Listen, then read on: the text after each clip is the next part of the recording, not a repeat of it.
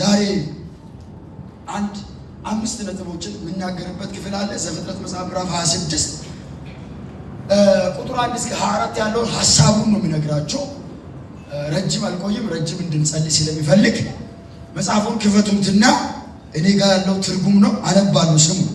ቁጥር 1ን አነባለሁ። ዘፍጥረት መጽሐፍ ምዕራፍ 26 ቁጥር 1 ቀድሞ በአብርሃም ዘመን ከደረሰው ረሃብ ሌላ በአገሩ ረሃብ ሆነ። ይስሐቅም የፍልስጤም ንጉሥ አቤሜሌክ ወደሚኖርበት ወደ ጌራር ሄደ። በዚያም እግዚአብሔር ለይስሐቅ ተገልጦ እንዲህ አለው፣ እኔ በሚነግርህ ምድር ተቀመጥ እንጂ ወደ ግብፅ አትውረድ። ለጥቂት ጊዜ እዚህ አገር ተቀመጥ፣ እኔም ካንተ ጋር እሆናለሁ፣ እባርክሃለሁ። ይህን ምድር በሙሉ ለአንተና ለዘርህ በመስጠት ለአባትህ ለአብርሃም በማኅበር ገባሁለት ቃል አጸናለሁ። ዘርህን እንደ ሰማይ ከዋክብት አበዛለሁ። ይህን ምድር በሙሉ ለዘርህ ይሰጣለሁ። የምድር ሕዝቦችም ሁሉ በዘርህ አማካይነት ይባረካሉ። ይኸውም አብርሃም ቃልን ሰምቶ ድንጋዩን ትእዛዝ ሥርዓቴን ሕጌን በመጠበቁ ነው። ስለዚህ ይስሐቅ በጌራር ተቀመጠ እያለ ይቀጥላል። እግዚአብሔር ስሙ ይባረክ። ኢየሱስ ጌታ ነው። በእጥፍ የመባረክ ምስጢር የሚለውን ጥቂት ሀሳብ እናገራለሁ።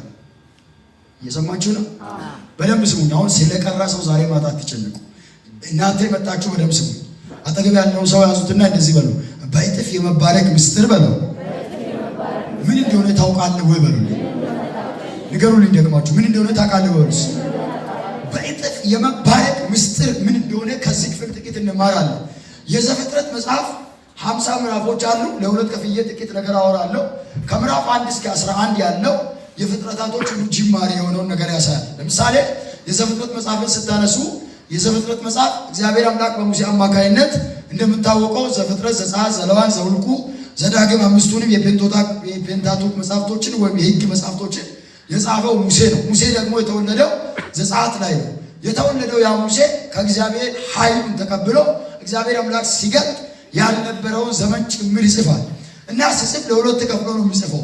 ከምዕራፍ 1 እስከ 11 ያለው እግዚአብሔር አምላክ ሰማይን ምድርን እንዴት እንደፈጠረ፣ የሰው ልጆች በኃጢአት እንዴት እንደወደቁ፣ ከኃጢአት በኋላ በሰዎች ላይ እንዴት ኃጢአት እንደተደረበ፣ እግዚአብሔር ሄኖክን እንዴት ከዚህ ምድር እንደወሰደ፣ ቀጥሎ ደግሞ እግዚአብሔር ኖኅን እንዴት እንዳነሳ፣ ለኖኅ እንዴት እንደተገለጠ፣ ከዛ ከጥፋት ውሃ በኋላ በምድር ላይ ከጥፋት ውሃ የዳኑ ሰዎች እንዴት በእግዚአብሔር ፊት ላይ እንደገና ክፉ እንደሰሩ፣ እግዚአብሔር ደግሞ አብርሃምን እንዴት እንደጠራ፣ ይስሐቅን እንዴት እንዳከበረው፣ ያዕቆብን እንዴት እንዳበዛው፣ ዮሴፍን እንዴት ወደ ግብፅ እንደወሰደው በ50 ምዕራፎቹ ላይ ይዘረዝራል። ይህንን ሳውራችሁ አጠር አድርጌ ስነግራችሁ እንደምታወቀው ምዕራፍ 1 ላይ እግዚአብሔር ምዕራፍ 1 እና ምዕራፍ 2 ሰማይ ምድር በምድር ላይ የምትንቀሳቀሰው ሁሉ ነገር እንደተፈጠረ የምናገርበት ነው።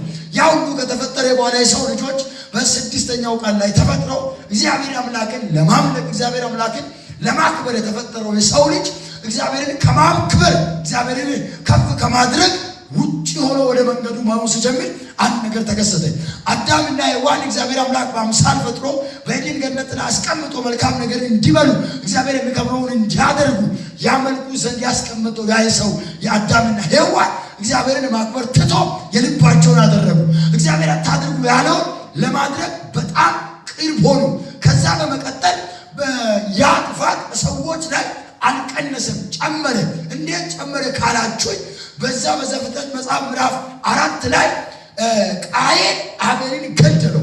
ቃየን አቤልን የገደለው በቀላሉ አይደለም፣ በቅናት ተሞልቶ ልቡ በክፋት ተሞልቶ ነው። እኔ ዛሬ በኢየሱስ ስም እናገራለሁ በእናንተ ላይ በክፋት የሚከተላችሁ እጅ በኢየሱስ ስም ሽባ ይሁን። ሶስት አለ ዛሬ ማታ አልከሰርኩም፣ ምስክሬን በ3 ይጸናል። ከፍ አድርግ እጅን ልባርክ። በስራ ቦታ ላይ በክፋት የሚፈልግ፣ በአገልግሎት ቦታ በክፋት የሚፈልግ፣ በትዳር ላይ በክፋት የሚፈልግ፣ ኑሮን በክፋት የሚፈልግ የአመፃ እጅ በኢየሱስ ስም ተሰበረ ይሁን። ለምን አሜን እንደማትሉኝ አልገባኝም። እዛ አካባቢ በጌታ በኢየሱስ ስም ስራችሁ ቦታ ላይ አገልግሎት ቦታ ላይ ጸጋችሁን ልገል እናንተን ልገል በተንኮል የሚፈልግ ክፉ መንፈስ በኢየሱስ ስም ይመታ። ያው አበሻዎች ሁሉም እንደምናወራ መልካም ሰዎች ጥሩ ሰዎች በምድር ላይ አይቆዩም ይባላል። አቤል ጥሩ ሰው ነበር። እግዚአብሔር የሚከብረውን የሚያደርግ ሰው ነበር። ቃየል ተከተለውና ገደለው። ያ ክፋት አልቆመም። ምዕራፍ 5 ላይ ስትመለከቱት የአዳም ልጆች ዘር እንዴት እንደበዛ ይናገራል። ምዕራፍ 6 ላይ እግዚአብሔር አምላክ መጣና አንድ ነገር ነው ያለው በዛ ምድር ላይ በምድር ላይ አለው ሰው ልጅን በመፍጠር እጅግ ተጸጸትኩ። የሰው ልጅ ክፋት በምድር ላይ በዛ፣ ምድሪቱን ላጠፋ ነው። ነገር ግን ኖህ አለ አንተ በእኔ ፊት ላይ ሞገስን ስላገኘ፣ አንተ በእኔ ፊት ላይ መልካም ሆነ ስላገኘው አንድ ነገር ላደርግ ነው። ምድሪቱን ሳጠፋ አንተ እንዳጠፋ ልታድግ ስለፈለግ፣ አንተ እንዳጠፋ ላድን ስለፈለግ መልካም ስራ አለው። ዛሬ ማታ የምጸልዩ ጸሎት የመከራውን ዘመን ድልድይ ሆኖ ያሻግራችሁ። ዛሬ ማታ የምትለምኑት፣ ዛሬ ማታ የምትመለከቱት መንበርከክ የመከራውን ዘመን፣ የችግርን ዘመን፣ የጠማትን ዘመን፣ የበሽታን ዘመን፣ የሐዘንን ዘመን ድልድይ ሆኖ ያሻግራል። ጩና በደንብ አድርጌ አሜን ካል ከዛሬው ማታ ቃል የተነሳ ዓለም ላይ ከሚመጣው ጥፋት ራዕይ መጽሐፍ ምዕራፍ 3 ቁጥር 13 ላይ አካባቢ ላይ እንደምናገር ዓለም ላይ ያለው ጥፋት ሲመጣ እግዚአብሔር አድናለሁ እንደሚል እንደ ቃሉ በኢየሱስ ስም ትድናለህ፣ በኢየሱስ ስም ታመልጣለህ፣ በኢየሱስ ስም ትሻገራለህ። ኢየሱስ ጌታ ነው። ኢየሱስ ጌታ ነው። የምትዘምረው ከንቱ አይደለም፣ የምታመልከው ከንቱ አይደለም። ዓለም በጥፋት ስትጨነቅ ቤት ያመልጣል። ጥሩ ቤት ያላቸው ሰዎች አይደሉም የሚያመልጡ።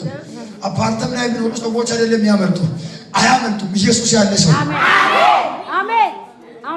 ኮሮና በገባ ጊዜ በአረብኛም በቻይንኛም በሂንዲኛም ያወሩ ሰዎች የኢትዮጵያ አምላክ ይላሉ። ዋይ ምክንያቱ ምንድን ነው? የኢትዮጵያ ሰዎች ናቸው ሃይማኖት ያላቸው። ህንዶች ብትሄዱ ኢየሱስ ያድናል ብለህ አገሩ ላይ ብታረቀው ከዚህ በፊት የሚያመልኩ ሂንዱዝም፣ ቡዲዝም፣ ጁዲዝም የሚባሉ የተለያየ አማልክቶች አሉና ሄደ ኢየሱስ ያድናል ብትል 100 አማልክት ካለ ኢየሱስን 101ኛ ያደርጋል። ጥሩ ከሆነ ኢየሱስን አንደኛ አድርጎ ሌሎችን ሁለተኛ ሶስተኛ አድርጎ አያወጡም ከቤታቸው ላይ። ልክ እዚህ ቤት ባኔር ተተክሎ እንዳለ ይለጥፋሉ በየቦታቸው። አማልክት ናቸው። እነዛም ገብርኤል፣ ሚካኤል፣ ስላሴ ምናምን የሚሉ ሰዎች እኮ ወዶ እንዳይመስሉ ይኸው ከጨለማ የወጡ እህቶች አሉ እዚህ አካባቢ እኮ ታውቃላችሁ። በደንብ እዛ በነበራችሁ ሰዓት ላይ ወዶ አይደለም 19 ሚካኤል ስለ 21 ምናምን ማርያም ብሎ ሲሄዱ ማርያምን የሚከተላሉ፣ ሚካኤልን የሚከተላሉ። አምላካቸው አንድ አይደለም፣ ብዙ አማልክት ናቸው። እግዚአብሔር ወቅቱ አስመልጣል። ዛንድሮ ማምልጣል ምን ታመጣል? ስላመለጥ ችግር የለውም። ኢየሱስ ያመልካሉ እኮ። ከዛ ደግሞ አንዳንዱ እዛ ድንጋይ ስር እየሸለቁ ምድሩ መስለው እዛ ይቀራሉ። መዳን በኢየሱስ ነው። አሜን። ይስማ ጆሮ ያለው ጆሮ ያለው ይስማና ላልሰማ ያሰማ። ኢየሱስ ነው አታን ማንም አያድንም። ኢየሱስ ጌታ ነው። አሜን አሜን። ቤትን እዛ ገዳም ላይ ብትሰራው ራሱ አድነ። ኢየሱስ ነው አዳን። አሜን አሜን። ይሰማል። ከዚህ መካቱ መዲና የሚባለው ይሄ ሂጅራ ጉዞ ሂስትሪ ያስተምራልና እሱ ከዚህ እስከ ህንድ በእግር ብትሄድ አውሮፕላኑን ትተህ ውቅያኖስን ጭምር በእግር ብትጓዝ አትድን። መዳን በኢየሱስ ነው። አሜን አሜን አሜን አሜን። ኢየሱስ ጌታ አሜን። አላገባም አልወልድም ብለህ መጽሐፍ ቅዱሱን ጥሰህ ብትኖር በዛ መዳን የለም። አሜን አሜን። ኢየሱስ ጌታ ነው። አሜን። በዛ መዳን የለም። ምድሩ ቢሆንማ አንተ አትደርስም። እነሱ ቀድሞ ደርሶ ነበር። የለም ጨለማ እንደሆነ ሲያውቁ የሻገተውን በልቶ ሲጨርሱ አሁን የሻገተው ምግብ በልቶ ሆዳቸውን ደግሞ ምንድነው በፈንገስ መብላት ሲጀምር ይመጣል ወደ ኢየሱስ። አዳኝነቱ ይገባል። አሜን አሜን አሜን። ነገ ጠዋት ይገባቸዋል ይሄ ነገር። ኢየሱስ ጌታ ነው። ከዛ በኋላ ምዕራፍ 6 ላይ ኖሄ ቤትን አለ አድናለሁ። አንተ ስራ ነው አለ። ከልጆች ጋር ስራ አለ። አንተ ስራ ራስህ ነው ሰራ። ከጥፋት ዘመን ዳነ። አሜን አሜን። በጣም ልንገራችሁ ከጥፋት ከዳነ በኋላ ኖህ የነበሩ ልጆችን ሁለቱን ባርኮ አንዱን ረግሟል። ካንያንን ወይም ካምን። ለምንድን ነው የረገመው? የአባትዮን ሀፍረት ገለጠው። ራቁት ሆኖ ወድቆን አይቶ አላለበሰም። ሴምና ያፌት ግን ምን አለ መሰለህ? የአባትዮን ራቁትነታቸውን አላዩም ይላል። ሸማን ይላል ከኋላቸው እንደዚህ ውስጡ አለበሱ ይላል። አላዩትም ዞሮ ይላል። ኢየሱስ ጌታ ነው። አለበሱ ይላል። የአባታቸውን እፍረት ሲያለብሱ አባታቸው ባረከ፣ ካናንን ግን ረገመው። ከዛ ጥፋት በኋላ ከጥፋት የዳኑ ሰዎች አንድ ነገር መሆን ጀመሩ። ኖህም ገበሬ መሆን ጀምረዋል። ሌሎቹ ደግሞ ወደ እግዚአብሔር የሚያደርሰው እንስራ አሉና ቀጠሉ። እግዚአብሔር ቋንቋቸውን እንደበላለቃቸው። ከ12ኛው ምዕራፍ ጀምራችሁ ስትመለከቱት በታራ ቤት ላይ የነበረውን አብርሃምን እግዚአብሔር ጠርቶ አወጣ። ኢየሱስ ጌታ ነው። አጠራ ንገል ኢየሱስ ጌታ ነው። ያዙ ተጠቅም ያለውን ሰው በእጥፍ የመባረክ ምስጢር በለው። ድገሙ። በእጥፍ የመባረክ ምስጢር በለው። 24 ሰዓት መስራት አይደለም። ድገም። 24 ሰዓት መስራት አይደለም።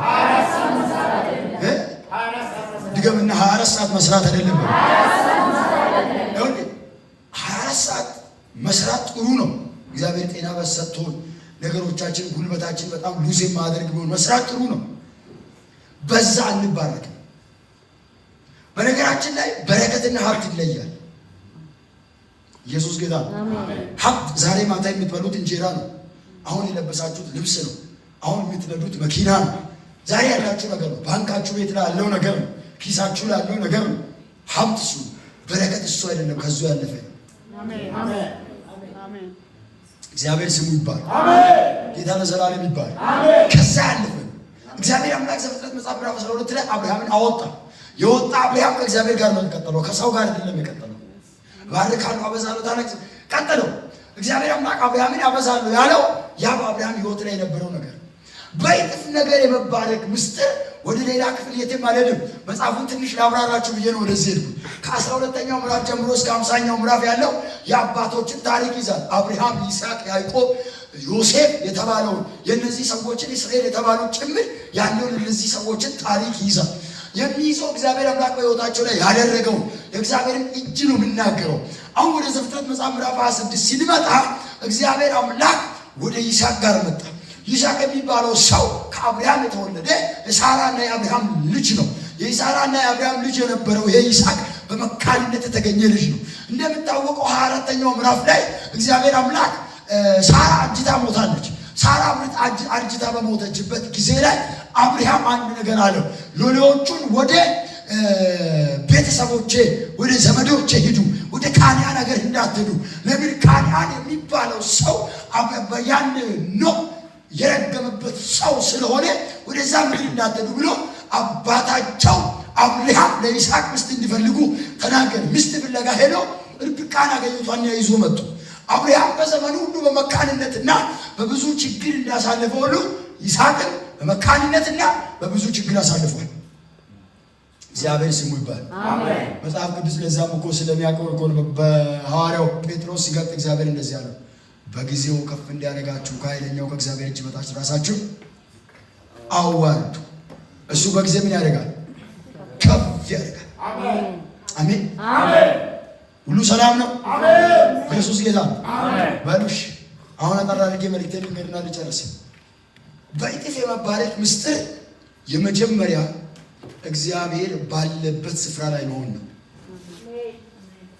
እግዚአብሔር ስሙ ይባላል። አሜን። ሰው ሁሉ እንዲሰማ ይፈልጋል። አሜን። እግዚአብሔር በሁሉ ስፍራ ይገኛል ወይ አይደለም ወይ ካላችሁ፣ እግዚአብሔር በሁሉ ስፍራ ይገኛል። ግን እግዚአብሔር የማይገኝበት ስፍራ አለ። ጌታ ይባረክ። አሜን። እግዚአብሔር እዚህ ተቀመጥ ብሎ አንተ እዛ ከሄድክ እግዚአብሔር እዛ ጋር አንተ ያንተን ስራ ይሰራል። ኢየሱስ ጌታ። አሜን። ስሙኝ፣ ይስሐቅ እግዚአብሔር አምላክ